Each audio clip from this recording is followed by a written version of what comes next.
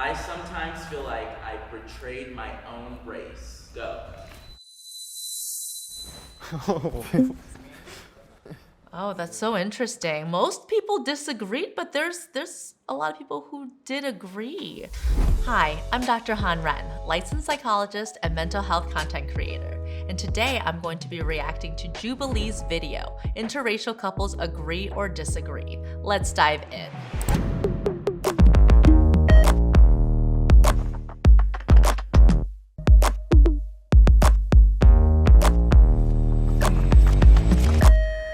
I have unintentionally been racist towards my partner. Go. I've definitely. So many people disagreed. I mean, okay, I'm glad that more than half agreed because I think everybody has unintentionally been racist towards somebody, especially someone that you have as much context with as your partner. We all have implicit biases. We had an argument and I was upset, and I had previously expressed how the stigma on angry black men or angry black women and how that makes me feel. And so we got into an argument. I was an angry black man, but in that moment of anger, he actually called me an angry black man, which Which is like the worst thing to made say. me go, Yeah, these stereotypes really do show up in relationships, and they can absolutely be weaponized unintentionally. You know, on the flip side of the angry black man, angry black woman, there's also like the model minority myth for Asian people, which also constricts the range of acceptable emotion and behavior. You can't be Asian person who is bad at math, for example. It's really good that he was able to talk about this with his partner. And if you're just brushing stuff like this under the rug, it's really bound to happen again and be repeated. But if you can really acknowledge and own what was said and the impact of it, then you can make a more honest repair. And that goes for any sort of misalignment or misattunement.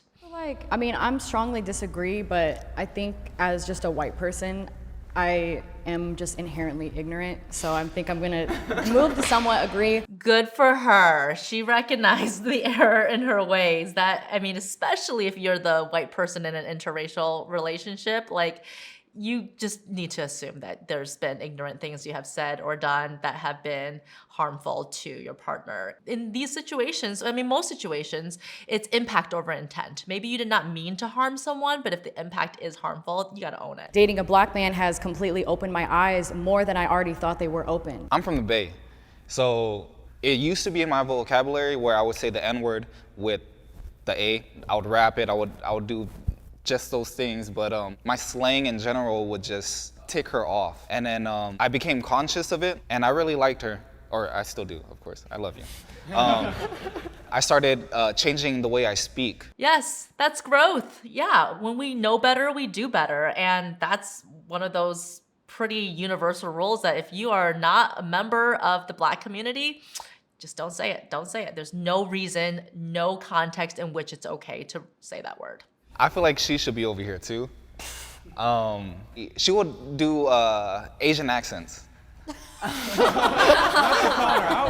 The only time that I feel like I could be offending Asian people is when I'm mocking you when you're mocking your mother.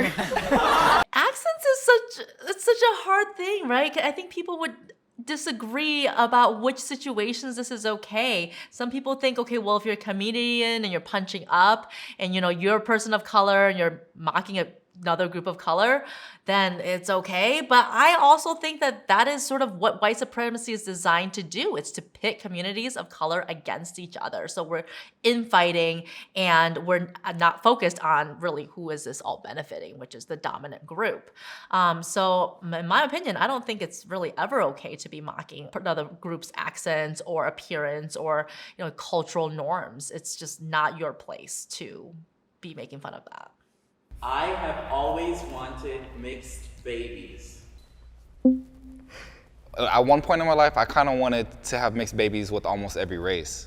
I don't know if that's weird, but I just wanted, I'm real into genetics. I would like to see how my kids would turn out And Every race. Jeez. Yeah, I mean, mixed race people are absolutely fetishized in our society. And there's this idea, this trope that they're more beautiful, they're more exotic. But to be a mixed race person, I mean, not speaking from personal experience or lived experience myself, but my understanding of what it's like to be a mixed person is that there is trouble with finding a place of belonging. You have to downplay certain features while amplifying other features depending on who you're with and what context you are. As a mixed race person myself, you don't have a group of people to really be around. I mean, sometimes you connect with one side, sometimes you connect with another side, but for me, it sucked actually a lot. You know, this varies even within the same family with, sibling groups. Some people will just have darker skin because of genetics, and because of how your phenotype, your outward appearance is, you may identify more so with one culture or another. So it's really interesting just to see how this plays out, but it's also just really hard to find a sense of belonging and acceptance because most people don't share that mixed heritage. I'm black and proud. I love the fact that I have both of these cultures and I really don't care. I just have to teach my kids that because of your skin tone, you either gain privileges or lose privileges. Yeah, because of your skin tone, the way that colorism shows up in our society. When we think about how mixed race people are fetishized, a lot of times it is the Eurocentric features combined with the, ethnic features that makes people more exotic or beautiful because it whitewashes the fetishized features of groups of color, and it also lightens skin tone. So the way that colorism plays into the exoticization of mixed race people is absolutely a thing. This isn't Build-A-Bear, this is real life. And in my mind, I wanted to have kids that was exactly my skin tone or very close to it and look like me, because I am conceited as well. Where the hell I'm gonna find somebody to do that and it work out and they're just the perfect wife? I don't believe in that anymore. It's funny because that was actually something we talked about when we first started dating. That became an insecurity of mine. I was like, so why are we dating? Because I cannot provide absolutely any of that for you. And so I understand, like I said, why he feels that way, why a lot of the black community feels that way. So I'm just glad that I'm accepted now. She's speaking about how she doesn't feel accepted in her partner's community because she doesn't have that same lived experience. And I think that is something that interracial couples have to deal with, because you have to kind of navigate a degree of hazing or testing from your partner's community. Like, okay, maybe you're not one of us or you don't look like us, but what are the other ways that I can assess your safety, your values, and your alignment to what it's like to be a member of my community? Some of that is just kind of a natural vetting process. We want to make sure that the people we love are with people who love them for who they are and will, absolutely go to bat and protect them, even in situations that are more macro than just the individual couple. I sometimes feel like I betrayed my own race. Go. Oh, that's so interesting. Most people disagreed, but there's a lot of people who did agree. There is a lot of pressure within groups of color to keep the bloodline pure or to date within your own race. Is it actually a productive conversation? Yeah.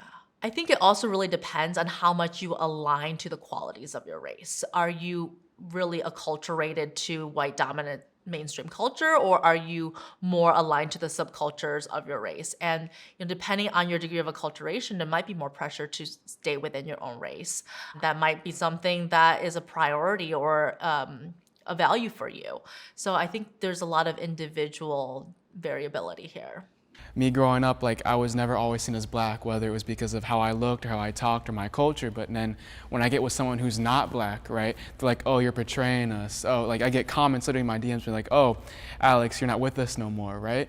And I'm like, do you want me or do you not want me, you know? This pressure to date within your own race or like to date people of certain races it varies depending on the culture that you are coming from. You know, for example, in Asian communities, it's very common for Asian women to date white men. That's a very common pairing that you see, and a lot less common for Asian men to be dating white women. So sometimes that would be seen as a win, or, like, climbing on the social hierarchy. I dated an Asian man who every time he saw an Asian woman with a white man, he would start singing, dun, dun, dun, another one bites the dust, because it was such a a sadness for him. But it's also really important to consider, like, where do we get this conditioning from? Where do we get the fetishization of Asian women, for example, while the Asian men are emasculated? There's a lot of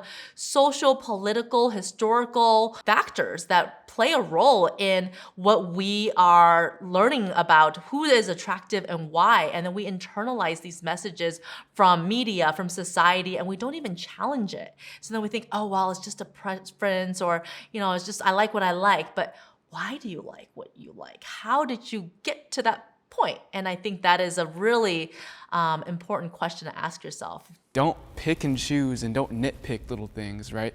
If you want me to be part of your community, then accept me for who I am. Don't say that because I'm half, I don't get to participate in certain topics or certain discussions.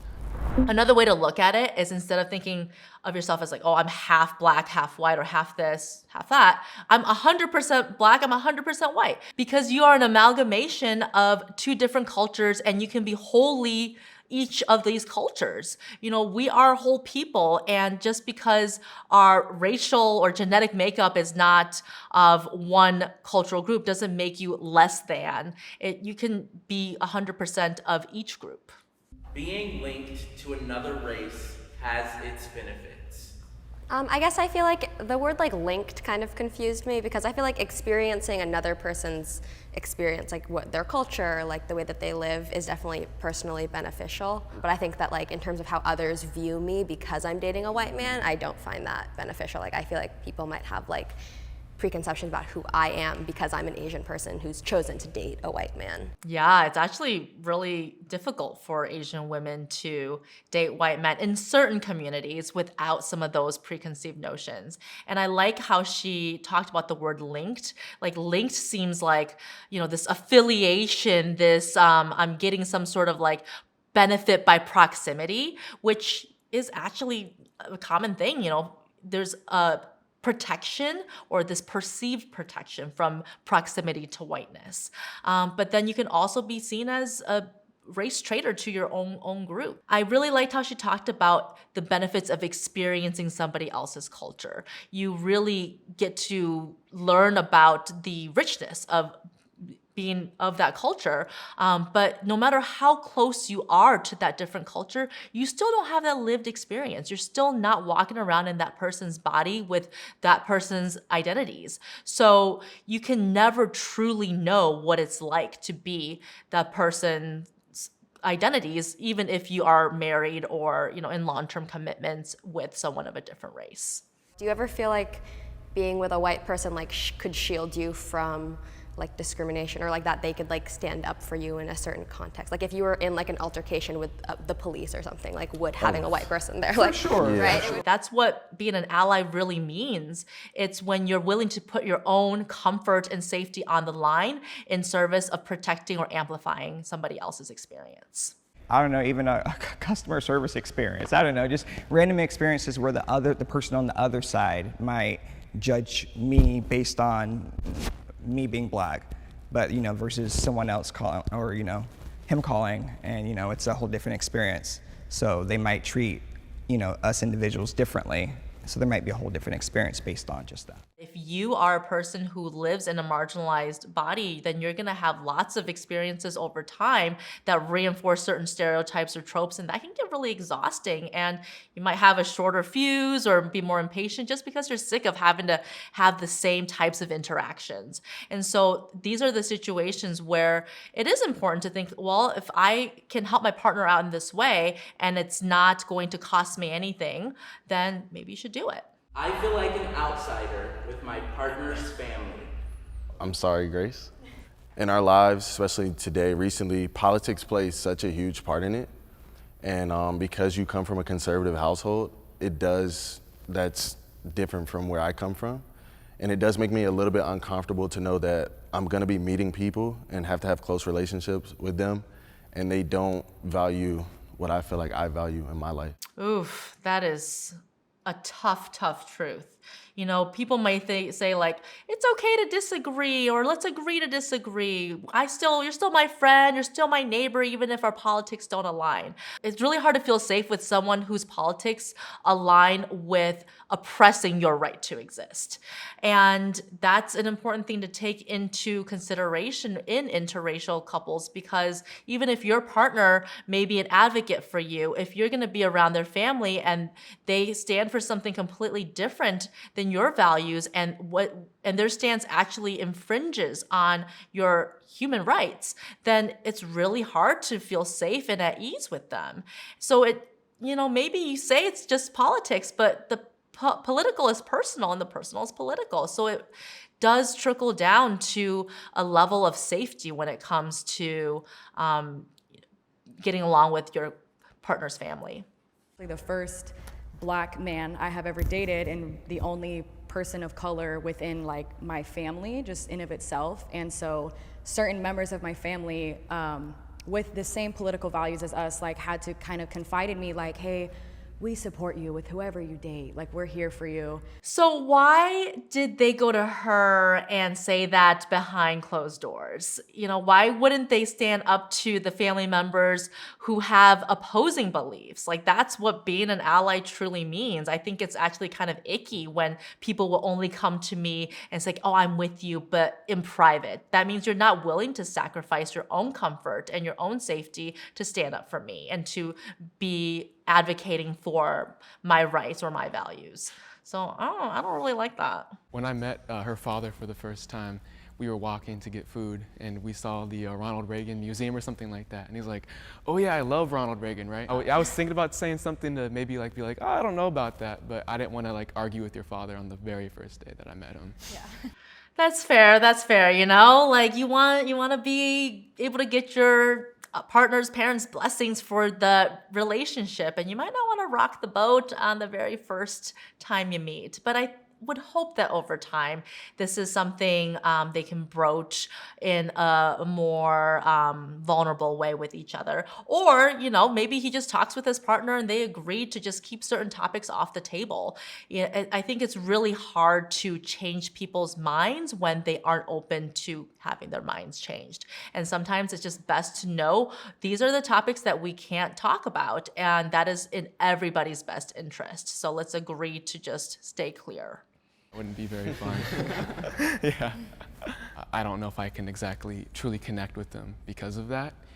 He's a very nice person, obviously, and he makes me feel comfortable, but at the same time, I have to recognize who I am as a person. I think that's such an important thing to take into consideration if you are a person with a higher degree of power in an interracial relationship, especially if you're going to have children. If you're a white person and you're with a Black partner and you're going to have Black children, society will racialize them as Black. You have to understand that if you want your children to grow up in a safer world, then you have to advocate for the community at large. I would say I somewhat agree because with my partner's family, there's a language barrier.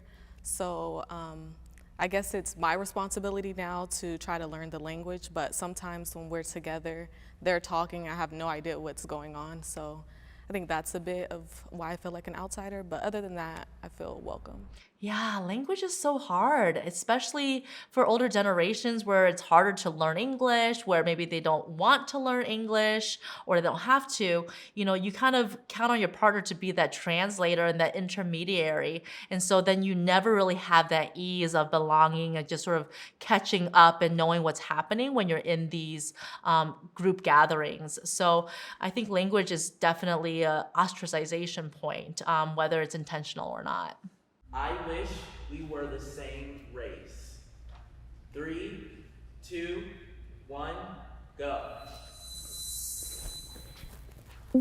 Most people disagreed, and I love that because I think there's so much richness being close to people who are different from you and whatever qualities. I'll start. I feel like that would just be the default easiest way to navigate through life. Yeah, it would be easier in some ways. There's a lot of cultural context and norms that you just won't have to broker or negotiate. But would it be fun, exciting, rich? Maybe not. I think diversity does really add some flavor and excitement to life. The benefits outweigh like what I gain. It kind of sounds weird coming out because it's like, what do you guys get out of dating white people?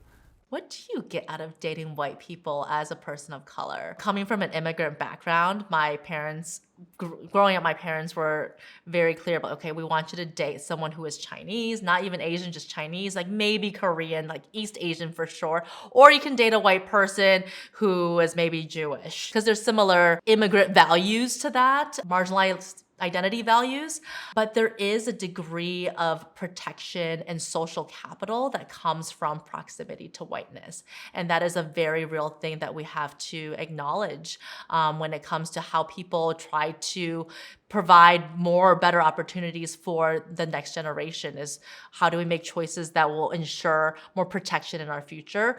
And the benefits of being with white people is the protection of whiteness as capital. I think it's interesting that everybody's saying that they feel it's easier, because I feel like it would be more difficult, me having a black man and raising a black family, that it would be more difficult if I was maybe with someone who was white, who could probably have benefits in other ways. I'm grateful for my husband, and I love being with him. And I think there's a lot of benefits just culturally. Yeah, there are so many benefits to the diversity of experience and being close to people of different cultures, whether that's romantically or just friendships. The majority of white people don't have any friends who are people of color. And I think it's so essential that we all step outside of our comfort zone and outside of people who look and think and act like us and experience what other people live like. There's just a lot of benefits in pushing yourself to broaden your horizons. You guys, that is officially a wrap. I really like this video because I feel like they touched on a lot of really important topics when it comes to being in interracial couples. One thing that I feel like they could have talked about more is sort of the cultural conditioning and social, political, historical context that influence the preferences that we think we have when it comes to interracial dating. A lot of times we're just like, well, this is what I like, this is what's hot to me. But again, like, why do you like that? What messaging that have you consumed, whether it's from your family, your friends, media, society, that makes one group of people hotter to you than another group? And I think so much of these implicit biases are really steeped in anti-Blackness, in policies that are anti-immigration and xenophobic. Why are mixed race people so fetishized? Because they have these Eurocentric features. Even the title of this video, is it okay to have a preference of race? I mean, that's just such a superficial take on this. When people have these preferences, it's because of a lifetime of cultural conditioning. It's because of all of these deeper forces. And to say, like, is it okay or is it not okay? Like, yeah, some people like what they like, and race can be a proxy for values, for politics, for all these other belief systems that we hold near and dear to ourselves when we are choosing a partner. But I think it's really important to just take a deeper dive beneath the is it okay to have this preference. Like, whether you do or you don't, it's important to ask yourself why. Thanks again for watching. For more videos like this from Healthline Mental Health, click the like and subscribe button. See you next time.